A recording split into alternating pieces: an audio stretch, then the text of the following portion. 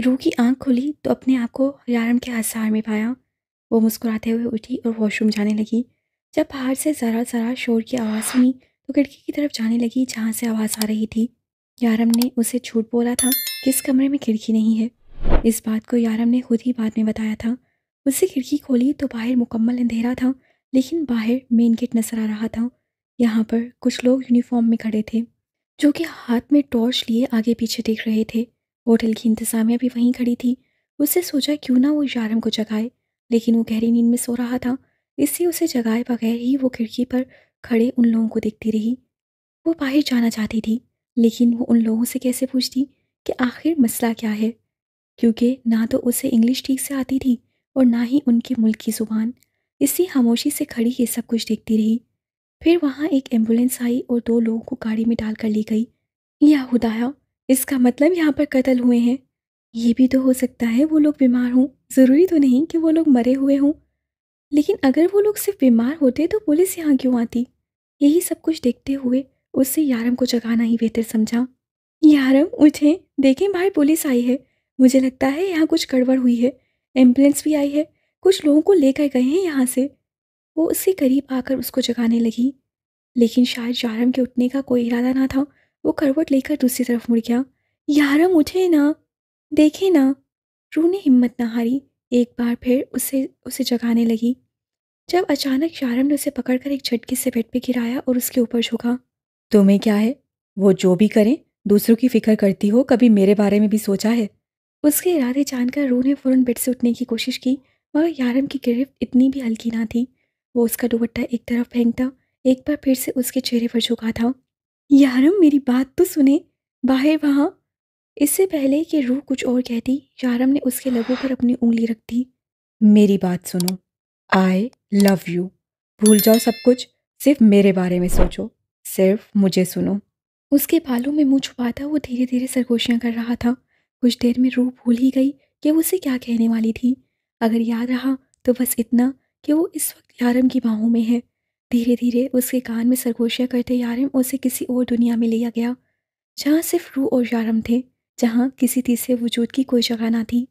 अपने चेहरे पर, अपने होंठों पर, अपनी गर्दन पर यारम के लबों का लम्स महसूस करती वो इस वक्त सिर्फ यारम को ही सोच रही थी, जबकि अपने मकसद में कामयाब होता यारम मुकम्मल तौर पर अपनी रूह में खो चुका था। रूह की आंख खुली तो 10:30 बज रहे थे। यारम कमरे में नहीं था।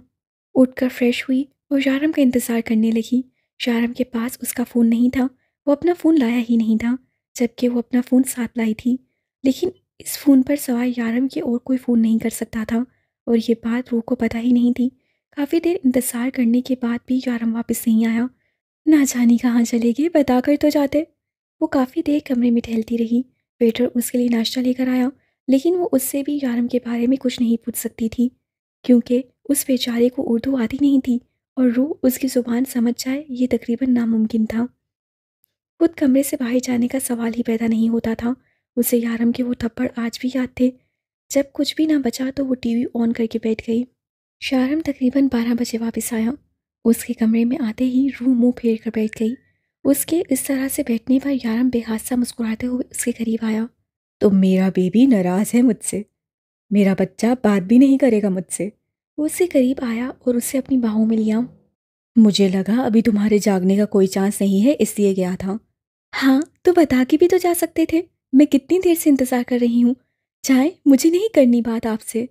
ऐसे कैसे मुझे अकेला छोड़कर चले गए? वो अब भी गुस्से से मुंह फेरे हुए थी। बेबी, बोला ना आइंदा ऐसी गलती नहीं होगी। वो दोनों हाथों से अपने कान पकड़कर बोला। इट्स ओके, लेकिन आप गए कहाँ थे? उसके हाथ कानों से हटाते हुए पूछा। ऐसे नहीं बताऊंगा, पहले अपनी आंखें बंद करो। आप मेरे लिए गिफ्ट लाए हैं?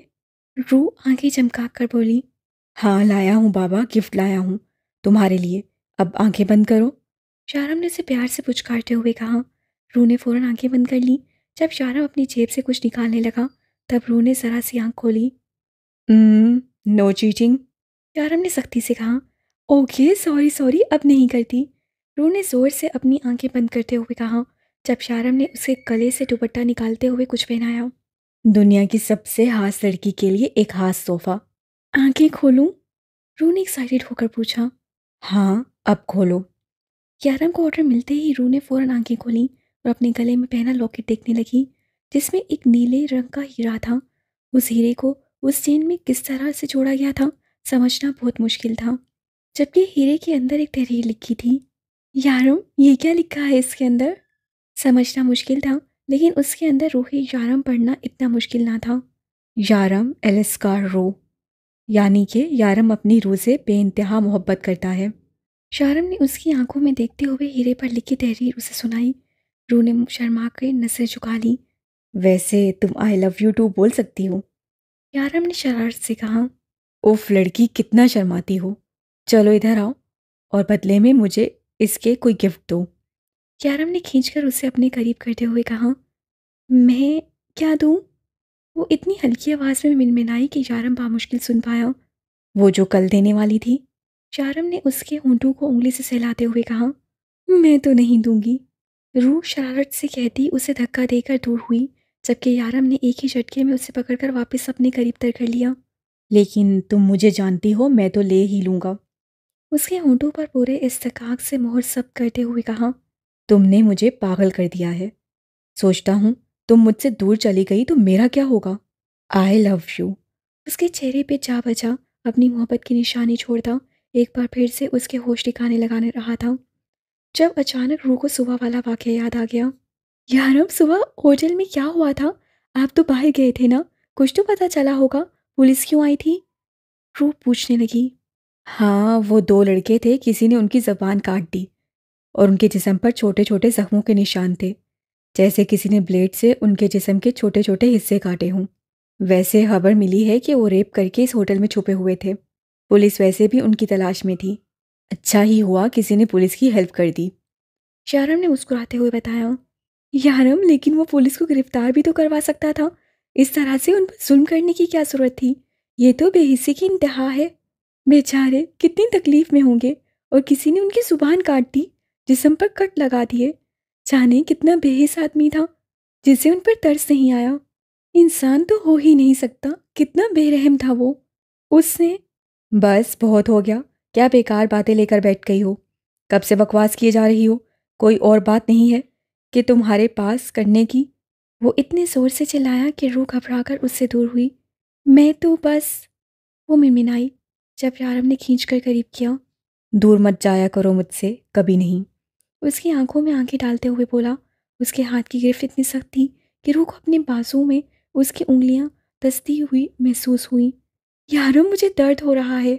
उससे यारम के हाथों पे अपने हाथ रखने की कोशिश की। मुझसे दूर नहीं जाओगी ना? एक अजीब जुनून से वो पूछ रहा था। कहाँ जाऊंगी आपके बगैर? क्या हो गया है आपको? छोड़े मुझे, वो अपने आप को छुड़वाने की कोशिश करते हुए बोली। अगर मुझसे दूर जाने की कोशिश की ना तो मैं जान ले लूंगा, उसके बाजू छोड़कर उसे अपने सीने में भींचते हुए बोला, जबकि रूह हैरान और परेशान उसका ये रूप देख रही थी। यारम बेमकसद गाड़ी सड़कों पर दौड़ा रहा था। ये गाड़ी उसने यहाँ आकर ली थी। तकरीबन 3 घंटे हो चुके थे उस कमरे से निकले हुए, और पिछले 3 घंटे से वो सिर्फ अपना गुस्सा कंट्रोल करने की कोशिश कर रहा था। वो जानता था वो रूह को ज़रूर कुछ ना कुछ कर देगा, और वो रूह को किसी किस्म की कोई तकलीफ नहीं पहुंचाना चाहता था। वो उसे कभी खुद से दूर नहीं जाने दे सकता था। वही तो थी जिसके सामने वो अपने दिल की हर बात कहना चाहता था। वो उसे तकलीफ देने के बारे में सोच भी नहीं सकता था। मुझे कोई नहीं समझ सकता, तुम तो समझने की कोशिश करो। रूह, मेरा कोई नहीं है तुम्हारे अलावा। मेरा यकीन करो रूह, मैंने कभी कुछ गलत नहीं किया। मैं जो भी करता हूँ वो बिल्कुल सही है, अच्छे के लिए है। मैं तुम्हें तकलीफ देने के बारे में सोच भी नहीं सकता। तुम तो इस दरिंदे की ज़िंदगी में आया हुआ फरिश्ता हो। उसे याद था जब शारम ने रूह को गले लगाया, वो किस तरह से उसकी गिरफ्त में मछली थी, उससे दूर जाने की कोशिश कर रही थी, उससे अपना आप छुड़वाने की कोशिश कर रही थी। और यही वो बात यारम को अंदर तक हिला कर रख गई। वो उससे गिरफ्त को छुड़वाने की कोशिश कर रही थी जब शारम ने खुद ही उसे खुद से दूर किया और कमरे से निकल गया। तुम मेरे लिए मेरा सब कुछ हो रूह। जब पहली बार तुम आई, वो मासूम चेहरा, वो मासूम रूप मुझे अंदर तक हिला गया रूह। वो जो मुझे पहली नज़र में ही हो गई वो मोहब्बत थी रूह। हाँ, मैं तुम्हारे सामने पहली नज़र में ही हार गया था। तुम्हारा मासूम चेहरा मुझे एक ही नज़र में अपना दीवाना कर गया। उस दिन मेरे दिल ने फैसला कर लिया कि तुम मेरी ज़िंदगी में आओगी, लेकिन मैं जानता था ये मुमकिन नहीं है। मैं अपनी दुनिया का एक शैतान हूँ, एक दरिंदा जिसे कभी किसी पर तरस नहीं आया। मैंने उसी वक्त अपने जज्बात को तो लगाम देने की कोशिश की, लेकिन जब तुमने मुझसे कहा कि तुम फ्लाइट में डर गई थी, तो मेरा दिल चाहा कि मैं सब कुछ भूल भाल कर तुम्हें अपने सीने से लगाकर तुम्हारा सारा डर भुला दूँ। कमरे से निकलकर मैंने यही फैसला किया कि मैं दोबारा तुम्हारे सामने नहीं आऊँगा। मेरा दिल चाहा मैं तुमसे सख्ती से बात करूँ, तो मैं नरमी से मुखातिब करके मैं गलती कर रहा हूँ, लेकिन मैं ऐसा नहीं कर पाया रूह। बहुत कोशिश के बावजूद भी मैं तुम्हारे साथ सख्ती से बात नहीं कर पाया, इसी वजह से कि मैं उस दिन उस कमरे से बाहर निकल गया, कभी तुम्हारे सामने वापस ना आने के लिए। लैला ने तुम्हें अपने साथ ले जाने से इनकार कर दिया। मैं खुद भी यही चाहता था कि तुम उसके साथ नहीं बल्कि मेरे साथ चलो। मैं तुम्हें अपने साथ अपने घर में लेके आया और तुम्हारी मासूमियत एक एक पल, एक एक सेकंड मुझे बेबस करती रही। और फिर उस दिन तुम चली गई फ्लैट से। रूह, मुझे लगा तुम मुझे छोड़कर चली गई। मैंने बहुत कोशिश की कि मैं तुमसे दूर रहूं, लेकिन नहीं रह पाया। तुम्हारी गलती है, सब कुछ तुम्हारी वजह से हुआ है। हाँ, ये सब कुछ तुम्हारी वजह से हुआ है। मैं तो मोहब्बत करता था, ठीक है, मोहब्बत तो कोई भी कर सकता है ना, लेकिन नमाजों में मुझे मांग मांग कर खुद से इश्क करने पे मजबूर तुमने किया। हाँ, सारी गलती तुम्हारी है। मुझे अपने आप से इश्क करने पर मजबूर करने वाली तुम हो। तुम आई थी मेरे पास, मैं तो तुमसे दूर रहने की कोशिश कर रहा था। अल्लाह जी, प्लीज़ मेरी रूह को मुझसे दूर मत कीजिएगा। वो कैसे कह सकती है कि मैं बेरहम बेहिस हूँ। अल्लाह जी, मुझे सारी दुनिया की नज़रों के सामने गिरा दें, लेकिन रूह की नज़रों में अच्छा बना दें। मेरी रूह मुझसे नफ़रत ना करे, बर्दाश्त नहीं कर सकता कि वो मुझसे दूर हो जाए। हाँ, मैं नहीं बर्दाश्त कर पाऊँगा, मैं सारी दुनिया को आग लगा दूँगा। अगर वो मुझसे दूर हुई तो मैं उसे भी मार दूँगा। वो सिर्फ़ मेरी है। सड़क पर गाड़ी दौड़ाते हुए वो जुनूनी अंदाज से बोल रहा था। वो होटल के रूम में वापस आया तो देखा कमरे में खूब अंधेरा है। उस वक्त रात के 10 बज रहे थे। शारम ने हाथ बढ़ाकर सारी लाइट्स ऑन कर दी। वो जाग रही थी, लेकिन करवट दूसरी तरफ ली हुई थी। बेड के बीचों बीच तकियों की दीवार थी। उसने एक नज़र तकियों की उस दीवार को देखा और फिर आहिस्ता चलता हुआ उसके बिल्कुल करीब आया। एक एक करके सारे तकियों को ज़मीन पे ऐसे फेंका जैसे वो जीता जागता कोई वजूद हो। रूह ये तो जानती थी कि वो तकिए को ज़मीन पर गिराकर अपनी और रूह के दरमियान ये दीवार हटा रहा है, लेकिन वो ये नहीं जानती थी कि ये काम वो कितने गुस्से से कर रहा है। फिर कुछ देर बाद उसे अपने बाजुओं पर शारम के होंठों का लम्स महसूस हुआ। रूह ने अभी तक शारम का वही कुर्ता पहन रखा था। शारम ने आहिस्ता से उसका कुर्ता बाजू से ऊपर किया, जहाँ पर नील के निशान थे।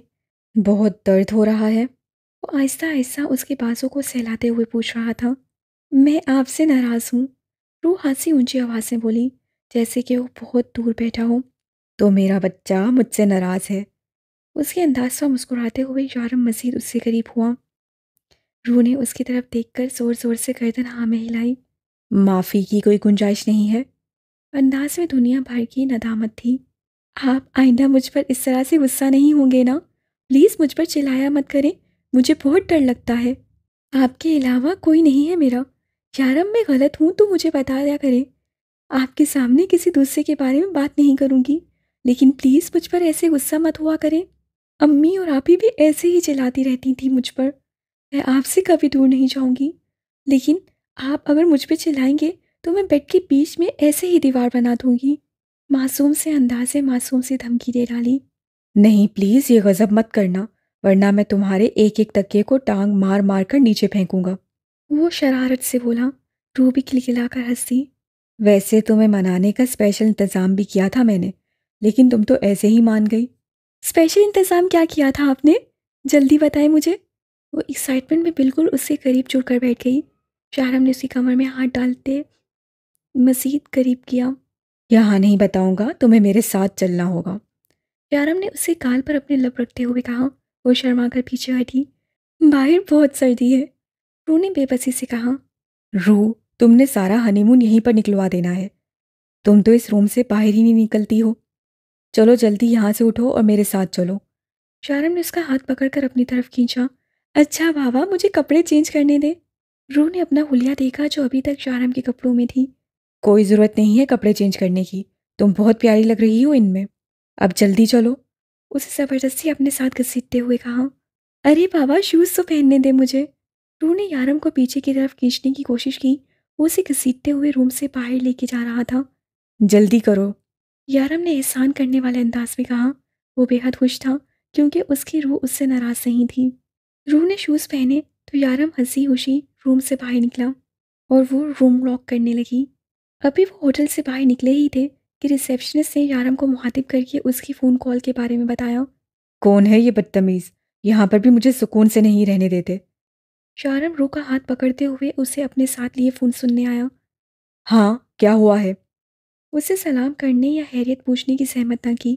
शायद उसे अंदाज़ा था कि आगे से कौन बोलने वाला है। डेविल, तुमने वहाँ किसी को ज़ख्मी कर दिया है? तुम ठीक तो हो ना? कोई मसला तो नहीं हुआ? रूह ठीक है ना? ईसर ने फिक्रमंदी से पूछा। भाभी, उसके इतने सारे सवालों के जवाब में यारम ने बस इतना ही कहा। हाँ, मेरा मतलब है रूह भाभी। हाँ, तुम्हारी भाभी बिल्कुल ठीक है। मैं भी बिल्कुल ठीक हूँ। फिक्र करने की कोई ज़रूरत नहीं है। यहाँ कोई मसला नहीं हुआ।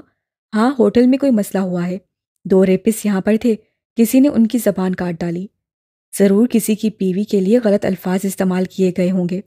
वो आहिस्ता आहिस्ता से कहता हुआ हिजर को सब कुछ बता गया था, जबकि बार बार रूह का अपने हाथ में पकड़ा हुआ हाथ अपने लबों तक लेके जाता, जिस पर रूह शर्माती आगे पीछे से बेखबर कुछ सुन भी नहीं पा रही थी। तुम्हें ये सब कैसे पता चला? तुमने क्या मेरे पीछे जासूस लगा रखे हैं? शारम ने शाकी अंदाज से पूछा। तुम जहाँ जाते हो हमें वहाँ की खबर रखनी पड़ती है, और यहाँ पर भी काफ़ी मसाइल हो गए हैं। वो इंस्पेक्टर आया था, तुम्हारे बारे में पूछ रहा था। मैंने उसे बताया कि तुम रूह भाभी के साथ हनीमून पर गए हो, तो कहने लगा कि शादी को इतना वक्त हो गया है, अब क्यों गए हैं। ये इंस्पेक्टर बात की खाल उतारता है, और राशिद ने रोना धोना मचाकर विक्रम दादा को अपने साथ कर लिया है। राशिद ने विक्रम दादा के सामने कहा कि तुमने उसके भाई का कत्ल कर दिया है। इसे फिक्रमंदी से बता रहा था। तुम्हें परेशान होने की ज़रूरत नहीं है विजर। विक्रम दादा कभी गलत बात का साथ नहीं देते। अब तुम फ़ोन रखो, रूह बोर हो रही है। शारम ने उसके शर्माते चेहरे को देखते हुए कहा। शारम के इस तरह से कहने पर रूह का चेहरा मज़ीद सुर्ख हो चुका था। क्या तुम रूह भाभी के साथ खड़े मुझसे बात कर रहे हो? किसन ने परेशानी से पूछा। बाद में बात करेंगे। शारम ने बस इतना कहकर फ़ोन रख दिया। शारम, आपने गाड़ी कब ली? रूह उसके साथ आकर गाड़ी में बैठते हुए पूछने लगी। यही तो मसला है जाने मन। आप हमारे साथ बाहर निकलें तो आपको पता चले कि हम क्या कर रहे हैं। मोहब्बत से उसका हाथ चूमते हुए बोला। हाँ, तो आप अगर मुझे पहले बता देते कि गाड़ी है, तो ना मुझे सर्दी का डर होता और ना ही मैं कमरे में रहती। वो मुंह बनाकर बोली। हाँ, तो मेरा बेबी, तुमने पूछा ही कब? वैसे भी तुमने तो वहीं से मुझे कहा था कि खबरदार जो बिस्तर में घुसे। हम सारी जगहें घूमने के लिए जाएंगे, और यहाँ आकर उल्टा ही हो गया। तुम बिस्तर में घुसी हो और मैं तुम्हारी मिन्नतें कर रहा हूँ। हाँ, तो मुझे थोड़ी ना पता था कि यहाँ इतनी सर्दी होगी। वो भी हारने के मूड में बिल्कुल ना थी। वैसे यारम, आप हिजर भाई से क्या बात कर रहे थे फ़ोन पे? रूह को अचानक ही उसकी फ़ोन कॉल याद आ गई। तुम्हारे बोर होने के बारे में? वो शरारती अंदाज से पूछने लगा। नहीं, आपके दादा के बारे में। आप फ़ोन पर अपने दादा के बारे में बात कर रहे थे ना? मैंने सुना था आपने दादा कहा था। रूह जितने सीरियस अंदाज से बोली थी, यारम का कहका उतना ही बुलंद था। ये पहली बार हुआ था जब शारम ने उसके सामने कहका लगाया। ओ मेरी जान, तुम बहुत मासूम हो, इसलिए तो प्यार करता हूँ मैं तुमसे। Love you. वो गाड़ी की परवाह किए बगैर रू पर चुका था। यारम, गाड़ी चलाएं, एक्सीडेंट हो जाएगा। वो अपना हया से धमकता चेहरा छुपाते हुए बोली। कुछ नहीं, तुम्हारा यारम तुम्हें कुछ नहीं होने देगा। तुम्हें पता है, ये मेरी ज़िंदगी के सबसे हसीन दिन है। हम हर साल यहाँ आएंगे और ऐसे ही रहेंगे। हाँ, हम अपने बच्चों को भी लेके आएंगे अगले साल। रू बिना सोचे समझे बोली थी, और फिर जब अपनी बात समझ में आई तो यारम को देखे बगैर बाहर देखने लगी। अच्छा, तो 1 साल में तुम्हारा कितने बच्चे करने का इरादा है? वो बिल्कुल सीरियस अंदाज से पूछ रहा था। यारम, देख कर गाड़ी चलाएं, और मेरे साथ फ्री होने की ज़रूरत नहीं है। हाँ बिल्कुल, अगर तुम्हारे साथ फ्री हो जाओ तो तुम बिल्कुल ही फ्री हो जाती हो, है ना? वो शरारत से आंख दबाते हुए बोला। यारम, आप बिल्कुल अच्छे नहीं हैं। मुझे नहीं करनी आपसे बात। वो अपना लाल अनारी चेहरा लिए मुंह फेर गई। वो लोग इस वक्त रेखा वे की खूबसूरत सड़क पर थे, जहाँ पर एक बहुत बड़ा बाजार था। यारम, हम यहाँ क्यों आए हैं? सारा बाजार ही बंद था। तकरीबन कोई कोई दुकान खुली थी। रेकाविक आइसलैंड के उन शहरों में से था जहाँ पर प्लाजे और बिल्डिंग्स नहीं बनाई जाती, और अगर बनाई भी जाएँ तो उनकी लंबाई इतनी ज़्यादा नहीं होती जितनी कि बाकी शहरों में। यारम उसे अपने साथ एक बुटीक के अंदर लाया था। उसे वहाँ काउंटर पर खड़े आदमी से कुछ पूछा और उस आदमी ने मुस्कुराते हुए उसे जवाब दिया और कहीं का रास्ता बताया। यारम एक बार फिर से उसका हाथ पकड़कर अपने साथ ले जाने लगा। वो भी बिना उससे कुछ पूछे उसके साथ चलती गई। सुनो, उस रूम के अंदर जाओ। ये लड़की तुम्हें ड्रेस दिखाएगी, तुम्हें वो ड्रेस पहनकर बाहर आना है। उसने उसके पीछे खड़ी लड़की की तरफ इशारा करते हुए कहा। उस लड़की को अपने इंतजार में खड़ा देखकर रू बिना कुछ पूछे उस लड़की के साथ अंदर जाने लगी। लड़की ने उसे एक खूबसूरत सा रंग का फ्रॉक नुमा ड्रेस दिखाया। देखने वाला बआसानी उसकी कीमत का अंदाजा लगा सकता था। वो लड़की की कोई बात नहीं समझती थी। शायद वो लड़की भी ये बात जानती है, इसलिए सिर्फ उसे देखकर मुस्कुराई जा रही थी। हाय अल्लाह, इसके भी बाजू नहीं है। मुझे यारम से बात करनी है, रू ने उस लड़की से उर्दू में कहा, जबकि वो लड़की बिना उसकी बात समझे आगे से मुस्कुराई जा रही थी। देखिए, मुस्कुराना बंद करें। मुझे मेरे शौहर से बात करनी है। प्लीज़ उन्हें बुला दें। इस बार रू ने तफसील से कहा, लेकिन वो लड़की फिर भी पास खड़ी मुस्कुराती रही, जैसे उसे सिर्फ मुस्कुराने के ही पैसे मिलते थे। वो लड़की को ऐसे ही छोड़कर बाहर निकल आई, लेकिन अब वहाँ शारम नहीं था। ये कहाँ चले गए? वो खुद से सवाल करती वापस अंदर आ गई, जहाँ वो लड़की अभी भी मुस्कुराकर उसे देख रही थी। एक पल के लिए रूह का दिल चाहा कि उसकी मुस्कुराहट नोच कर कहीं फेंक दे। कैसी अजीब लड़की है। अब क्या करूं? अगर यारम वापस आ गए तो मुझ पर गुस्सा होंगे। पहन लूं? हाँ, वो शर्ट भी तो पहनी थी, उसके ऊपर भी तो शॉल की थी, इसके ऊपर भी कर लूंगी। और वैसे भी यारम ने बताया था कि यहाँ पर मुझे अच्छे कपड़े नहीं मिलेंगे। वैसे भी ये फ्रॉक कितनी खूबसूरत है, सिर्फ बाजू ही नहीं है ना? और यारम ने देखकर ही खरीदा होगा। उसे सोचते हुए ड्रेस को अपने हाथ में लिया और पहनने चली गई। ड्रेस पहनकर वापस निकली। हाथ में यारम के कपड़े और अपनी शॉल थी। लड़की ने आगे बढ़कर उसके हाथ से वो कपड़े लेने चाहे, जब रूह ने फौरन ही शॉल को अपने हाथ में सख्ती से पकड़ लिया और अपने बेलिबास बाजुओं को ढकने लगी। रूह ने अपने आप को शॉल से इस तरह से कवर किया कि वो कहीं से भी बेलिबास ना हो, और फिर उसे वो लड़की बाहर आने का रास्ता दिखाने लगी। वो कमरे से बाहर निकली तो यारम तैयार थ्री पीस सूट में खड़ा उसका इंतजार कर रहा था। काले रंग के सूट जिसमें उसने वाइट कलर की शर्ट पहनी थी, वो बेहद हैंडसम लग रहा था। मुझे पता था तुम कवर कर लोगी। उससे रूह की शॉल ठीक करते हुए कहा। कैसा लगा ड्रेस? उसने उसका भरपूर जायजा लिया। रेड कलर की प्रिंसेस ड्रेस में वो किसी बारबी डॉल से कम न लग रही थी। अच्छा है, लेकिन स्लीवलेस। रूह ने मुंह बनाकर जवाब दिया तो यारम के डिंपल नुमाया हो गए। कोई बात नहीं बेबी, वहाँ मेरे अलावा और कोई नहीं होगा तुम्हें देखने वाला। वो उसका हाथ अपने हाथ में थामते हुए बोला। यारम, हम कहाँ जा रहे हैं? रू एक्साइटेड सी उसके साथ चलते हुए पूछने लगी।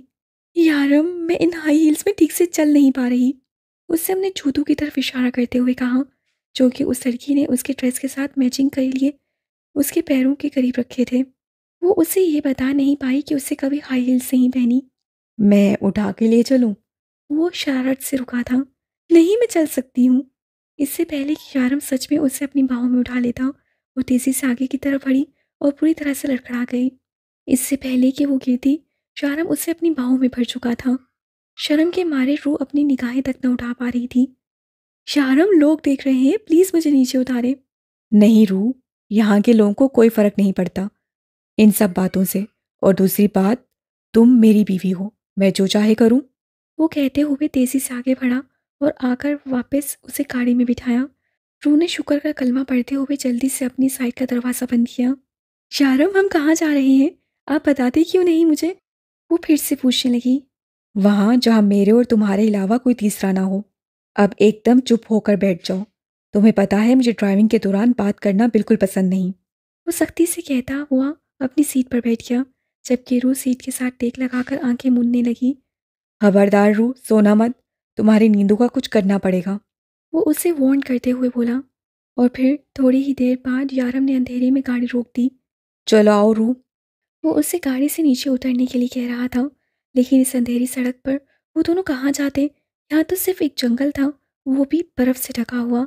ये जंगल से निकलती शायद एक सड़क। यारम, हम यहाँ क्यों आए हैं? अंधेरे में कुछ तलाश करने की कोशिश करते हुए पूछने लगी।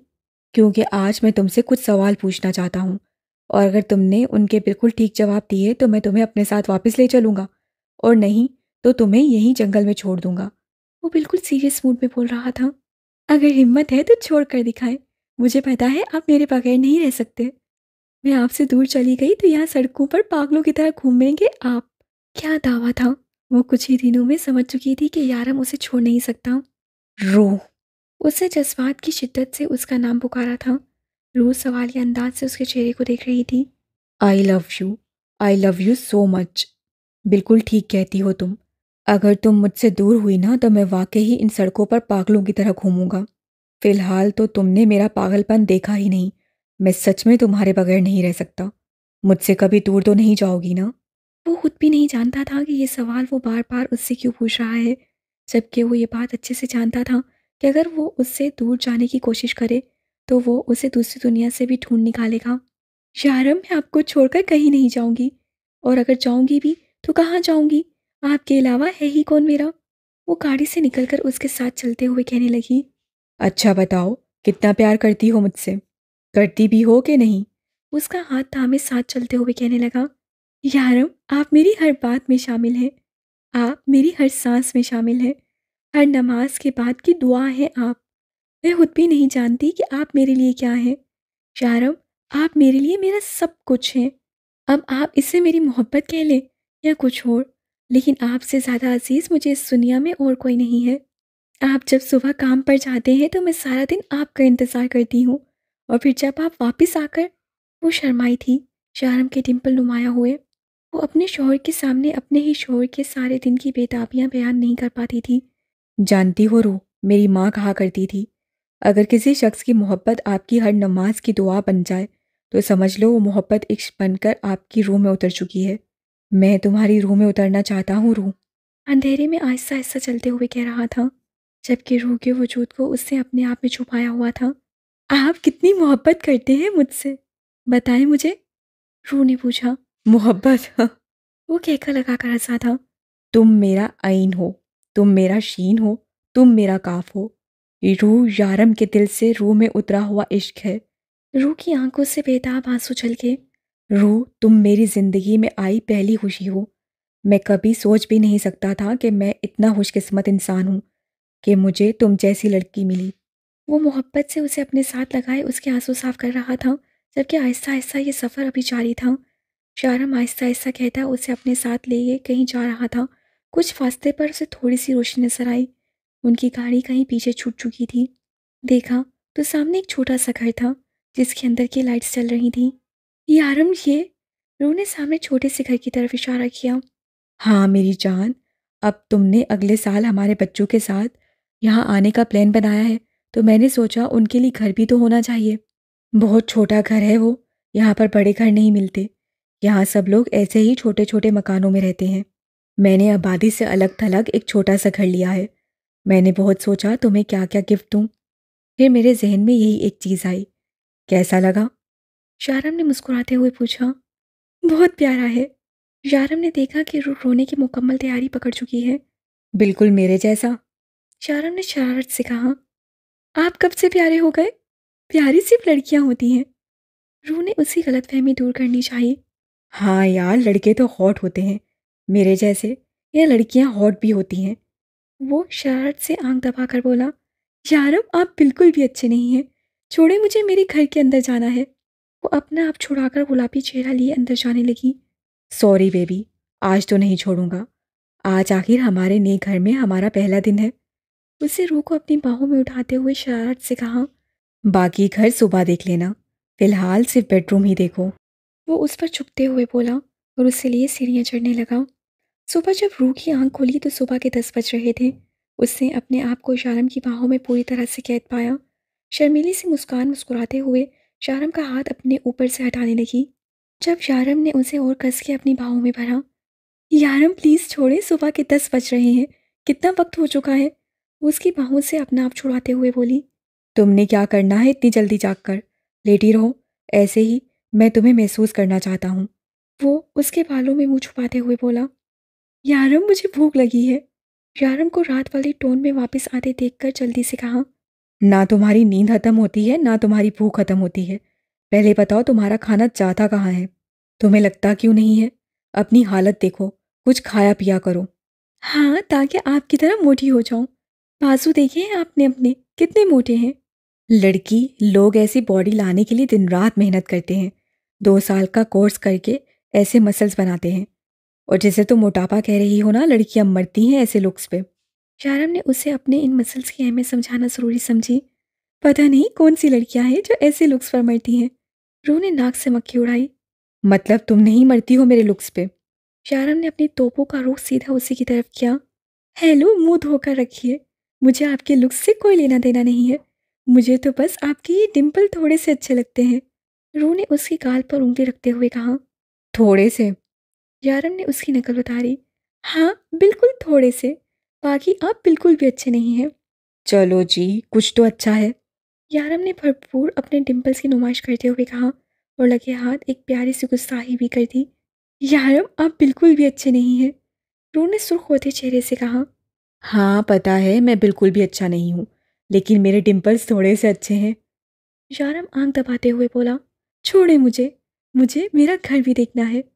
उससे अपना आप छुड़ाते हुए जल्दी से उठी। यारम, बाहर बर्फ गिर रही है, लेकिन यहाँ तो बिल्कुल भी सर्दी नहीं है। वो सीढ़ियाँ उतर कर नीचे आई थी, जहाँ शीशे की बड़ी सी दीवार के बाहर बर्फ गिर रही थी। वो जल्दी से सीढ़ियाँ चढ़कर वापस बेडरूम में आई और यारम को बताने लगी। यारम ने मुस्कुराकर उसकी एक्साइटमेंट देखी। मैं तो पहले ही कहता था, जब बर्फ़ गिरती है तब ज़्यादा सर्दी नहीं होती। हाँ, लेकिन बर्फ़ गिरने के बाद वो बहुत सर्दी होती है, इसलिए एहतियात ज़रूरी है। यारम ने उसकी शॉल ठीक से उससे कंधों पर फैलाते हुए कहा। उससे अभी तक रात वाली ही ड्रेस पहन रखी थी। मैं अभी थोड़ी देर में होटल जाऊँगा और वहाँ से आते हुए तुम्हारे लिए कुछ ड्रेसेस लाऊँगा। और यहाँ पर तुम किसी भी किस्म का ड्रेस पहन सकती हो, क्योंकि यहाँ मेरे अलावा और कोई नहीं होगा। हम अगले 4-5 दिन यहीं रुकेंगे, फिर वापस दुबई जाएंगे। यारम ने उससे अपने करीब करते हुए बताया। यारम, अगर हम वापस ही जाने वाले थे तो आपने घर यहाँ क्यों खरीदा है? रूह ने हैरानगी से पूछा। क्योंकि हम हर साल यहाँ छुट्टियाँ मनाने आएंगे मेरी जान। अब हर साल हम होटल में तो नहीं रह सकते ना। यारम ने प्यार से उसके बालों को छेड़ते हुए कहा। यारम, आपके पास क्या बहुत पैसे हैं? वो थोड़ी के नीचे हाथ रख के पूछने लगी। हाँ बहुत।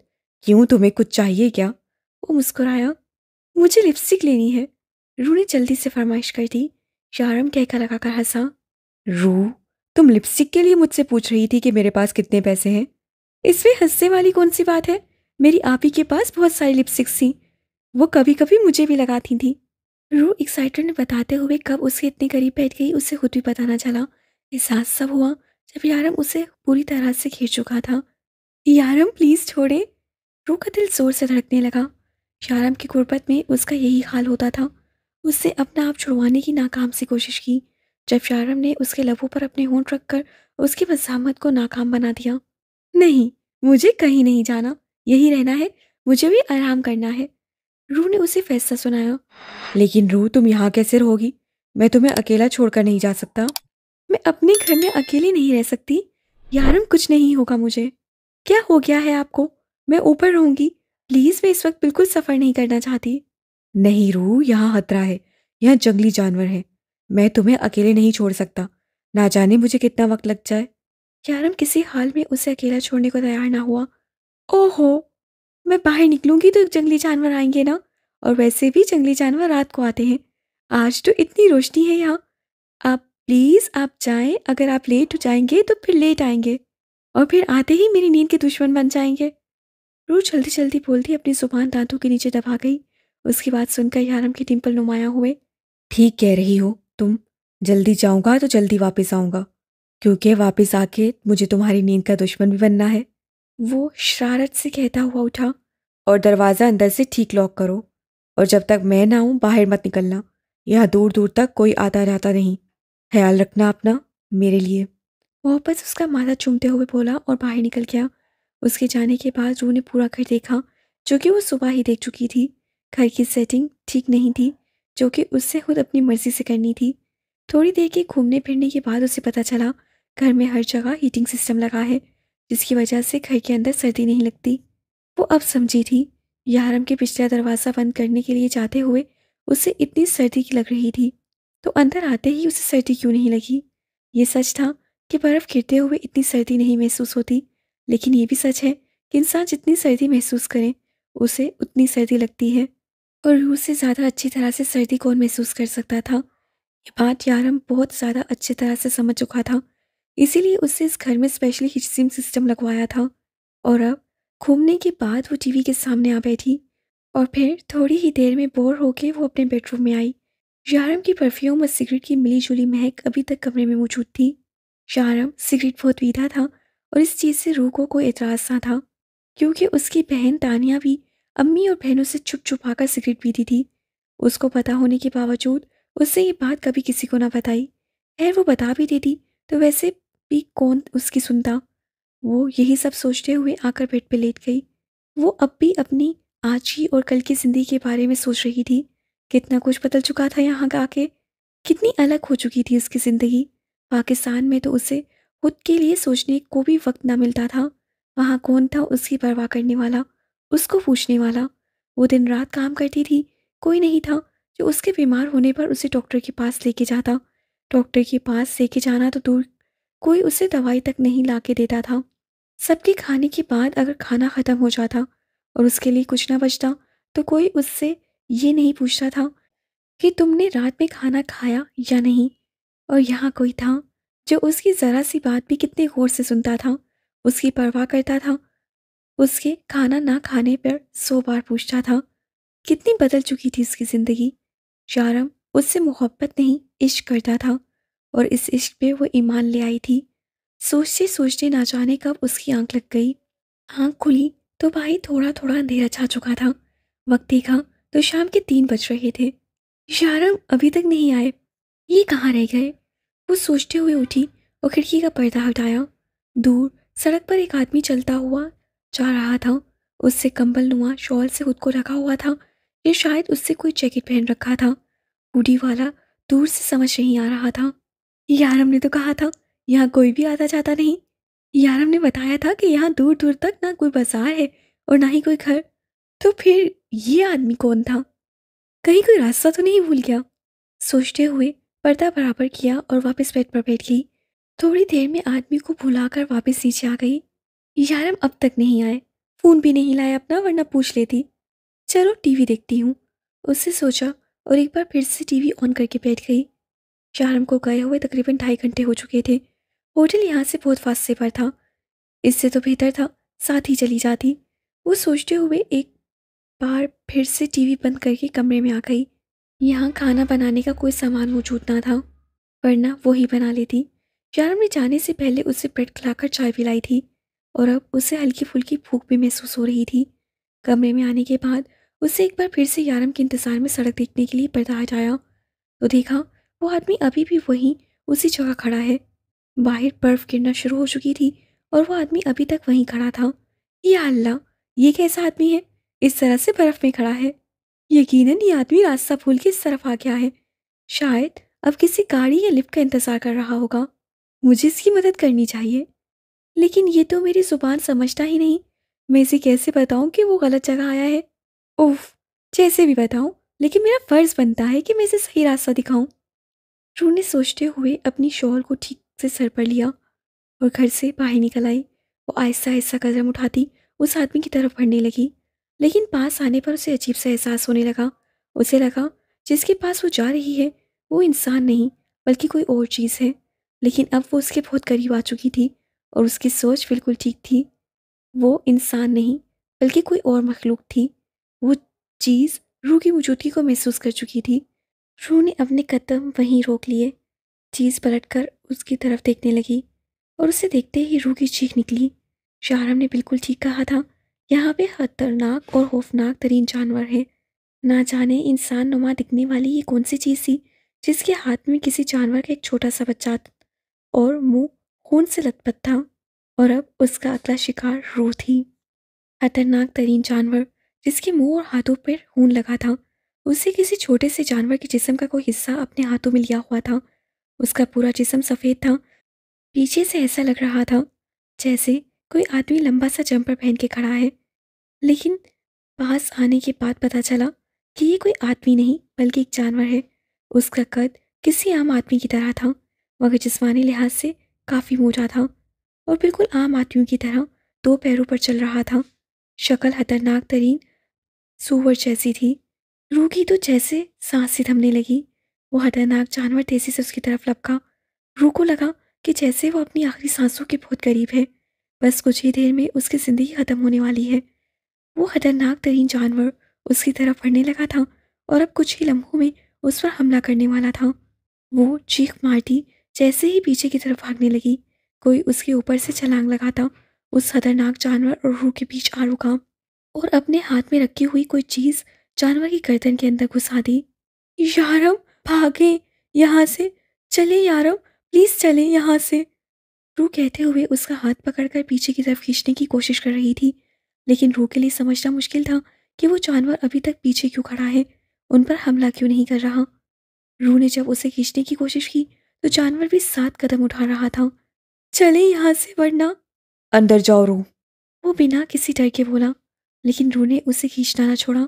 जब रूह ने यारम के हाथ पर खून लगा देखा, वो खून यारम का नहीं बल्कि उस खतरनाक जानवर का था। यारम के हाथ में कोई चीज थी जो उस जानवर की गर्दन के अंदर थी और गर्दन से निकलता हुआ खून यारम के हाथ पर गिर रहा था। यारम ने एक झटके से वो चीज उसी गर्दन से निकालकर जानवर को धक्का मारा।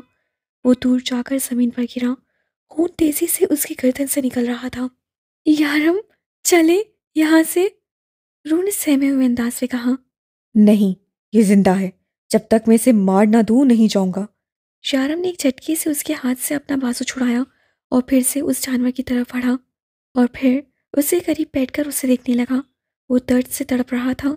यारम, छोड़िए इसे, चले यहाँ से, रूह ने ऊंची आवाज से कहा, जबकि यारम अगले ही लम्हे अपने हाथ में पकड़ी हुई चीज उसकी गर्दन पर जोर जोर से मारने लगा। जानवर अजीबोगरीब आवाजें निकाल रहा था जिससे रूह और ज्यादा डर रही थी। यारम, बस करें, वो मर चुका है। 11 से 12 बार चाकू उसके जिस्म के अंदर घुसाने के बाद भी यारम को चैन न मिला था। नहीं रूह, अभी भी जिंदा है। अजीब जुनूनी अंदाज से बोला और एक बार फिर से अपनी कार्रवाई शुरू कर दी। यारम, बस कर दे, वो वैसे भी मर जाएगा, रूह ने एक बार फिर से उसके करीब आकर कहा। नहीं, इसे मारने का हक सिर्फ मुझे है। इसकी हिम्मत कैसे हुई तुम पर हमला करने की? ये तुम्हें मुझसे दूर लेके जाने वाला था। ये तुम्हें मार देने वाला था रूह। ये मेरा मुजरिम है। मैं इसे ऐसे नहीं छोड़ूंगा। वो दीवानों की तरह कहता एक बार फिर से चाकू जानवर के जिस्म के अंदर बाहर करना शुरू कर चुका था। अजीब अंदाज था। अब रूह को उससे डर लगने लगा था। वो कैसे किसी की इतनी बेदर्दी से जान ले सकता है। वो उससे कुछ फासले पर उसे देखने लगी। उसकी नस नस में यारम का डर गर्दिश कर रहा था। जानवर के जिस्म से हर किस्म की हरकत खत्म हो चुकी थी। यकीनन वो मर चुका था, लेकिन यारम अब तक उसे मारे जा रहा था। वो हिम्मत करके उठी और उसके पास आई। यारम, अब तो मर गया, अब बस कर दे, रूह डरते हुए उसके करीब आकर बोली। मगर यारम उसकी बात सुन कहाँ रहा था। उससे तो अपनी कार्रवाई अब तक जारी रखी थी। वो मुसलसल चाकू जानवर को मारे जा रहा था। कहते हैं किसी मुर्दा जिस्म के अंदर से चाकू निकालने के लिए बहुत हिम्मत चाहिए। ना जाने ये हिम्मत यारम कहाँ से ला रहा था, लेकिन उससे ये काम अभी तक रोका नहीं था।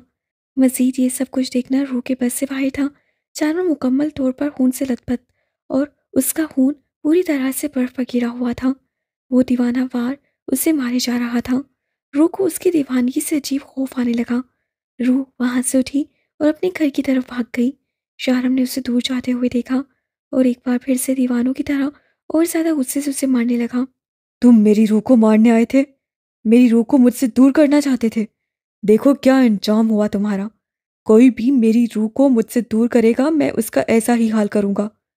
रूह बस सिर्फ मेरी है, सिर्फ मेरी। सुना तुमने? वो चिल्लाते हुए कह रहा था और अपना काम जारी रखा। वो थोड़ी देर के बाद वापस आया तो उसके पूरे कपड़े खून से भरे हुए थे। रूह जमीन पर बैठी मुसलसल रो रही थी। वो उसका डर समझकर उससे करीब आया। उसे रूह पर इस तरह से बाहर निकलने पर बहुत गुस्सा आ रहा था, लेकिन ये वक्त गुस्सा निकालने का नहीं था, बल्कि रूह को उस डर से बाहर निकालने का था। तुम्हें डरने की कोई जरूरत नहीं है रूह। मैं हूं ना तुम्हारे साथ। कुछ नहीं होगा तुम्हें।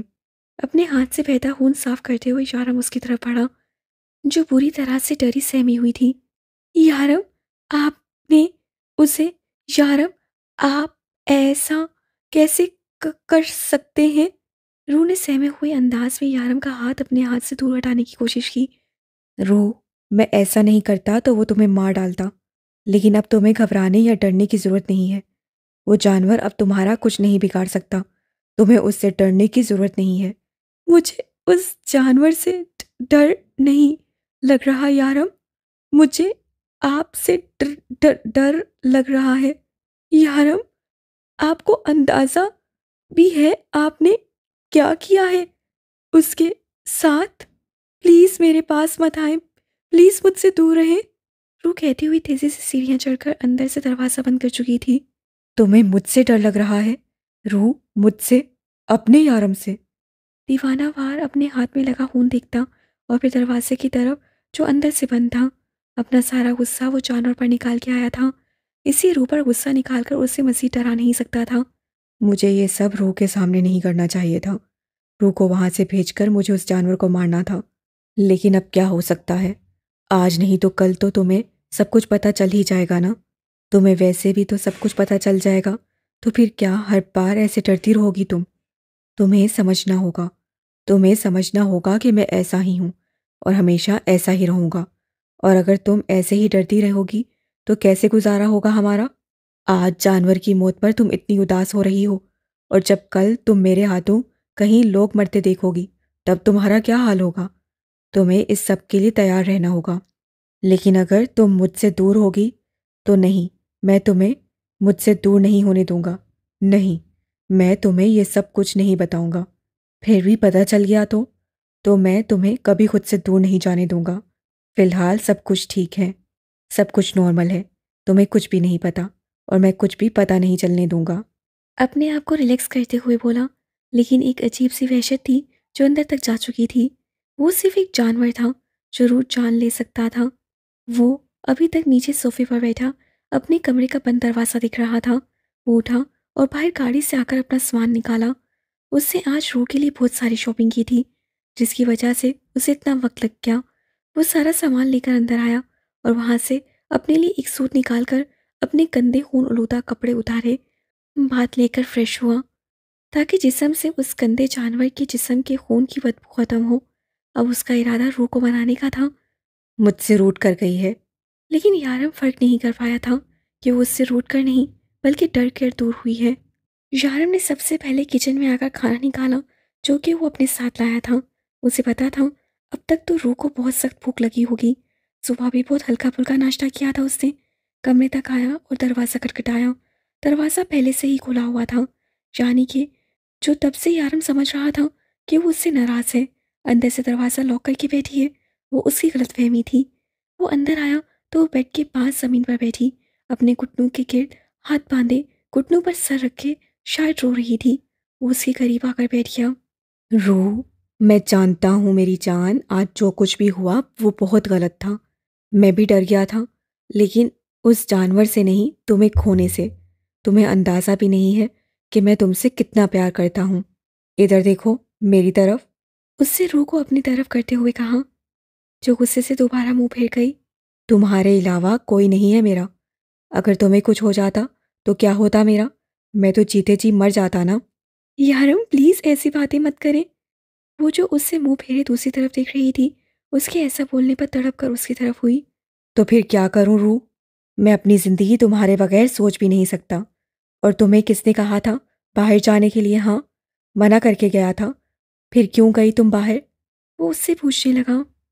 यारम मुझे लगा बाहर कोई आदमी है, शायद इस तरफ रास्ता भटक गया है। मैं तो सिर्फ उसे रास्ता बताने जा रही थी। वो मासूमियत से सूसू करती बोली। तुम्हें एक खतरनाक जानवर कोई आदमी लग रहा था? यारम को यकीन नहीं आ रहा था कि वो इतनी बेवकूफ़ है। पीछे से तो आदमी ही लग रहा था, ना जाने वो कौन सी मखलूक थी। और तो और वो दो पैरों पे चल रही थी, जानवर तो चार पैरों पे चलते हैं ना। उसकी सूसू अब भी जारी थी, जिस पर यारम की डिम्पल नुमाया हुए, जो वो जल्दी से चुप आ गया। ये ना हो कि रूह बुरा मान जाए। वैसे तुम्हें खुद यहाँ का रास्ता पता है जो उस बेचारे आदमी, मेरा मतलब है उस दो पैर वाले जानवर को बताने जा रही थी? ये इंसानियत के जोश में ये बात सूझी ही नहीं। यारम अब उसकी क्लास से रहा था। ये बात मैंने वाकई उस वक्त नहीं सोची थी। उसे शर्मिंदगी से अपनी गलती कबूल की। अब भी डर लग रहा है? वो उससे करीब आंसुओं का घेरा बनाते हुए बोला। यारम, आपने उसके साथ ऐसा क्यों किया? मुझे उससे ज्यादा आपसे डर लग रहा था। आप कर क्या रहे थे? यारम, आपको हो क्या गया था उस वक्त?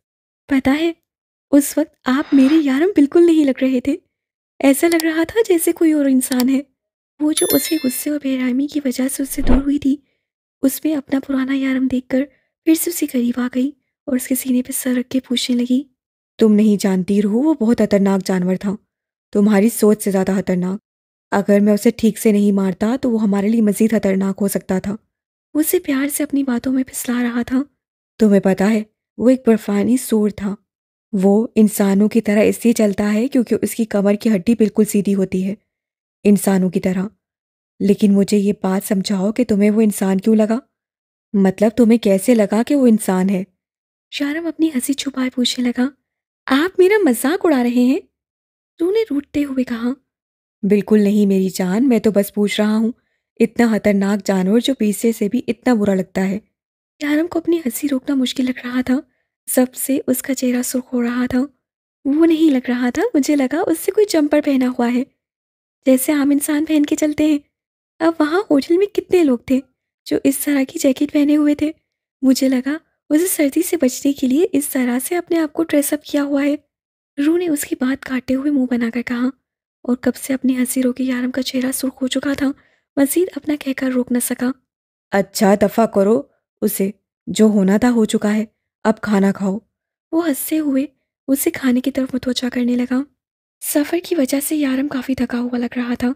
वो रू के लिए काफ़ी सारी शॉपिंग करके लाया था। रू को उनमें से भी कम ही चीज़ें पसंद आई थीं। चीज़ें देखते हुए उसे एक बार फिर से वही जानवर याद आ गया। यारम, वापस चलते हैं, मुझे यहाँ नहीं रहना। वो उससे करीब बेड पर बैठते हुए बोली। बस 5 दिन और हम वापस चलेंगे। शारम ने उसे अपने करीब करते हुए उसका सर अपने सीने पर रखा। नहीं यारम, मुझे यहाँ नहीं रहना। प्लीज़ वापस चले, हम यहाँ नहीं रहेंगे। शारम उसका डर बहुत अच्छे तरीके से समझ रहा था। वो अभी तक उस जानवर से डरी हुई थी, या शायद उससे। अब वो जानवर वापस नहीं आएगा। शारम ने उसे समझाने की कोशिश की। यारम, हम अगले साल अपने बच्चे भी यहाँ नहीं लाएंगे। अचानक उसके कंधे से सर उठाकर मासूमियत से बोली, तो यारम मुस्कुराए बिना ना रह सका। मेरा मतलब है, कितनी खतरनाक जगह है ये। उसे यारम की मुस्कुराहट देखे बिना दोबारा उसके सीने पर अपना सर रख दिया। हमारे बच्चे डर जाएंगे। रूह का अंदाज बिल्कुल किसी बूढ़ी माँ की तरह था, जो अपने बच्चों की हिफाजत के लिए कुछ भी कर सकती है। ओके जान, हम यहाँ नहीं आएंगे दोबारा। आखिर हमारे बच्चों का सवाल है। यारम के डिंपल गहरे हो रहे थे। यारम के कहने पर रूह ने उसके चेहरे की मुस्कुराहट देखी, फिर शर्माकर उसके सीने में सर छुपा गई। मेरा वो मतलब नहीं था, वो मिनमिनाई। यारम, आपके हाथ में दोपहर में वो जो छड़ी थी वो कहाँ है? रूह के सवाल पर उसे देखने लगा। मेरे पास ही है, तुम क्यों पूछ रही हो? मैंने वैसी ही छड़ी किसी और के पास भी देखी है, पता नहीं किसके पास। दिखाएं मुझे, वो मैं याद करने की कोशिश करूं। छोड़ो यार, तुमने किसके पास देख ली? फिलहाल तो मेरे बारे में सोचो। शारम ने उससे अपने मजीद करीब करते हुए कहा। इससे पहले कि वो कुछ और कहती, उसके लबों पर अपने होंठ रख चुका था। इस वक्त वो सिर्फ अपने और रूह के बारे में बात करना चाहता था, किसी छुरी या चाकू के बारे में नहीं। रात का ना जाने कौन सा पहर था। रूह की आंख खुल गई। यारम उसके साथ गहरी नींद में था। नींद में भी उसे रूह के खेत अपना घेरा बनाए हो रखा था, जैसे कोई छोटा सा बच्चा अपना कोई अजीज खिलौना अपने पास रखकर सोता है। दोपहर में भी वो काफ़ी देर तक सोती रही। मजीद लेटे रहना रूह को मुश्किल लगा। उठकर खिड़की की तरफ आई। दिन का मंजर अब भी उसके सामने था। दिन के बारे में सोचकर एक बार फिर से खौफ ने उसे गिर हसार बना लिया। इस जगह उसे दोपहर को वो इंसान नुमा जानवर देखा था। बर्फ की सफ़ेदी और घर के अंदर से सारे लाइट ऑन होने की वजह से भी बाहर काफ़ी रोशनी लग रही थी। उसे बाहर उसी जगह पर देखा जहाँ दोपहर को शारम ने उस जानवर को मारा था। इस वक्त वहाँ उसी नस्ल के बहुत सारे जानवर थे। उसने देखा वो सारे जानवर वहाँ पे उस मुर्दा जानवर का गोश्त नोच नोच कर खा रहे थे। कोई कैसे अपनी ही नस्ल को इस तरह से खा सकता है? या अल्लाह, आपका बहुत बहुत शुक्रिया, आपने हमें इस नस्ल में नहीं बनाया। लेकिन क्या हम में और उनमें कोई फ़र्क है? क्या हम लायक हैं अशरफुल मखलूक़ात कहलाने के? अल्लाह ने हमें अकल दी है, शऊर दिया है, सही और गलत की पहचान दी। लेकिन आज भी ऐसे लोग हैं जो अपने ही रिश्तेदारों का खून चूस रहे हैं। खून चूसने का मतलब ये नहीं है कि वो उनके साथ कोई दरिंदगी नुमा कमाम कर रहे हैं, बल्कि जिस तरह से वो उनकी दौलत को हथियाने की कोशिश करते हैं, उनकी लाइफस्टाइल को अपना रहे हैं, उनकी जगह हासिल करना चाहते हैं, उनके मुकाम को छीनना चाहते हैं। हाँ, कोई फ़र्क नहीं है। उनमें और हम में, हमारी इस अकल और शौर रखने वाली कौम और इंसान नुमा ये जानवर बिल्कुल एक जैसे हैं। बस फ़र्क इतना है कि वो अपनी जैसी मुर्दा नस्ल को खाते हैं, पर हम इंसान जिंदा को ऐसे नोचते हैं। शारम के लाख कहने के बावजूद वो ना मानी, तो शारम वापस चला आया और रू की जिद की वजह से इस वक्त वो दोनों एयरपोर्ट पर बैठे हुए थे। शारम उससे आगे पीछे की बातें कर रहा था, जबकि रू का ध्यान सामने बैठे उस आदमी की तरफ था। शारम ने 2-3 बार उसे नोटिस किया। रू, वो बहुत हैंडसम है क्या? शारम ने चलकर पूछा। कौन? रू ने कहा। वो आदमी जिसे आंखें फाड़े देख रही हो। शारम ने दांत पीस कर कहा था। मुझे क्या पता होगा प्यारा, मैं तो उसकी गोद में बैठी डॉगी को देख रही हूँ। देखिए ना कितना प्यारा है, क्यूट सा। आप तो कहते थे कि इस मुल्क में लोग जानवर नहीं पालते। रू ने यारम का ध्यान छोटे से कुत्ते की तरफ किया। रू, ये एयरपोर्ट है, यहाँ पर दुनिया के बहुत सारे लोग हैं, और ये कुत्ता अगर इस आदमी का है भी तो ये इस मुल्क का नहीं है, और वो छोटा और प्यारा सा नहीं है, बहुत तेज़ और ज़हीन किस्म की नस्ल है ये सिर्फ दिखने में छोटे होते हैं, और वो जितना क्यूट सा लग रहा है ना, बिल्कुल भी क्यूट नहीं, बहुत खतरनाक है। ये सिर्फ अपने मालिक से वफादार होते हैं। यारम ने तफसील से बताया, मगर रू का उसकी तरफ पसंदीदगी से देखना उससे अच्छा नहीं लग रहा था। रू के प्यार पर सिर्फ उसका हक था, चाहे वो छोटा सा जानवर ही क्यों ना हो। यारम प्लीज चाहिए ना, इस आदमी से पूछे क्या वो डॉगी हमें देगा। रू, दिमाग खराब हो गया है तुम्हारा? मैं किसी आदमी से उसका पालतू जानवर क्यों मांगने लगा? शारम ने इनकार करते हुए कहा।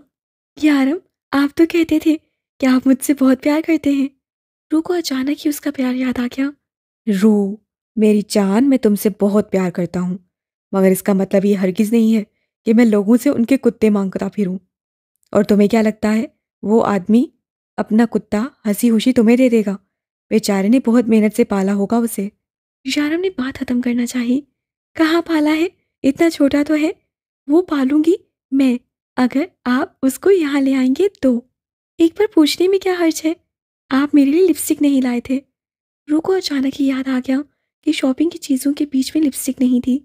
रू अब मुंह फुलाकर बैठ गई, तो शारम को मजबूरन उठना पड़ा। उसको ज़्यादा देखकर एक्साइटमेंट से चेहरा उसकी तरफ किया। बेस्ट ऑफ लक, दोनों हाथों के अंगूठे दिखाते हुए कहा। प्लीज़ इस आदमी को मना के डॉगी ले आइएगा। शारम ने एक नज़र अपनी बेवकूफ़ बीवी को देखा और फिर उठकर उस आदमी की तरफ चल दिया। अब दुबई का डॉन लोगों से कुत्ते मांगता फिरेगा। Can I talk to you sir? Sharam ने आदमी के करीब बैठते हुए कहा। Oh yes, what do you want to say? आदमी ने मुस्कुराते हुए कहा। उसके लबों लहजे से लग रहा था कि वो उर्दू में बात कर सकता है। My wife has liked your dog so much and now she is insisting that I get her this dog. आदमी ने पहले मुस्कुराते हुए उसकी बात सुनी, लेकिन बात मुकम्मल होने के बाद उसकी मुस्कुराहट भी खत्म हो गई। No sir, this dog is my pet, I don't want to give it, I am sorry, it's like my children, it's been with me for a long time. आदमी ने इनकार करते हुए कहा। See, I want this dog. You can take whatever you want at any cost. I will give you as much money as you want. My wife has very fondly asked me, and I can't avoid any of these things. She wants this dog, and she should get it. I love my wife dearly. शारम अब भी उसे मनाने की कोशिश कर रहा था, जबकि उसका दिल चाह रहा था अपने पीछे की जेब से प्लेट निकालकर उसकी गर्दन काटे और वो कुत्ता रू को दे दे। You can ask me anything in this world instead. I am ready to give you anything.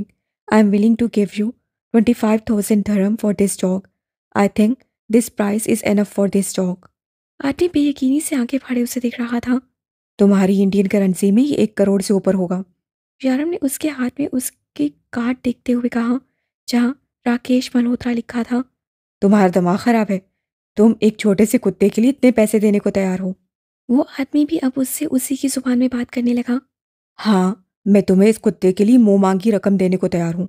अगर ये कम है तो और देने को तैयार हूँ। मुझे मेरी बीवी को ये कुत्ता तोहफे में देना है। शारम ने उसकी गोद में कुत्ता देखते हुए कहा।